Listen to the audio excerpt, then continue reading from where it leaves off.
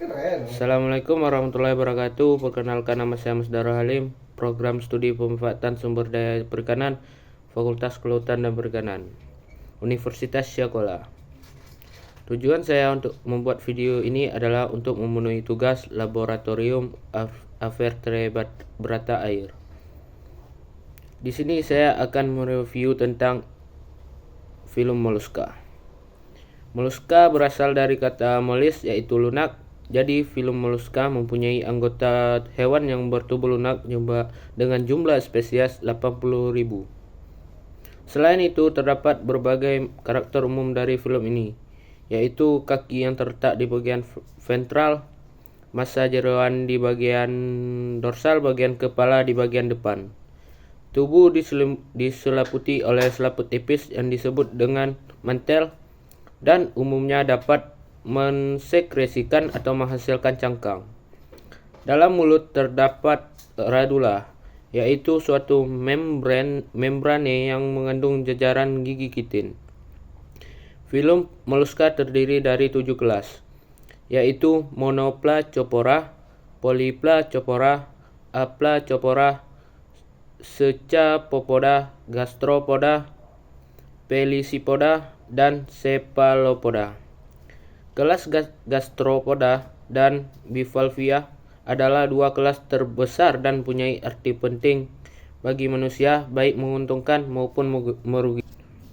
Adapun kelas Polyplacopora secara umum dikenal dengan nama kiton, mempunyai cangkang yang terletak di bagian dorsal yang mempunyai 8 keping lebar, tersusun seperti genteng, dikelilingi oleh gelang berotot, kaki besar, dan pipi. Kelamin hewan ini terpisah, larva trokofor. Habitat di pantai yang dangkal, merayap di atas batu karang atau objek lainnya. Panjang 4-6 cm dan lebar 1-4 cm. Selanjutnya ada kelas Gastropoda, mempunyai 1 keping cangkang. Anggotanya terdiri dari siput, keong, bekicot, nudibranch, dan sebagainya. Cangkang pada umumnya berbentuk spiral, kepala jelas, mempunyai radula, kaki besar, dan pipi yang berguna untuk merayap dan melekat. Cangkang dan massa jeroan mengalami torsi, yaitu berputar berlawanan jarum jam sekitar 180 derajat. Dapat bersifat hermafrodit atau gonokoris. Larva disebut trokofor atau veliger. Dapat hidup hampir di semua habitat seperti laut, tawar, payau, dan daratan. Contoh yang umum untuk mempelajari kelas ini adalah Asatina fulica. Habitatnya adalah daratan, merambat pada tanaman, di pohon, dan di daerah lembab. Tinggi cangkang dapat mencapai 8 cm. Selanjutnya ada kelas Pelicipoda. Cangkang terdiri dari 2 keping, biasanya simetris dengan sendi dorsal dan ligamen dorsal. Pada daerah dorsal terdapat sebuah penonjolan yang disebut umbo. Pada permukaan luar cangkang terdapat garis-garis pertumbuhan.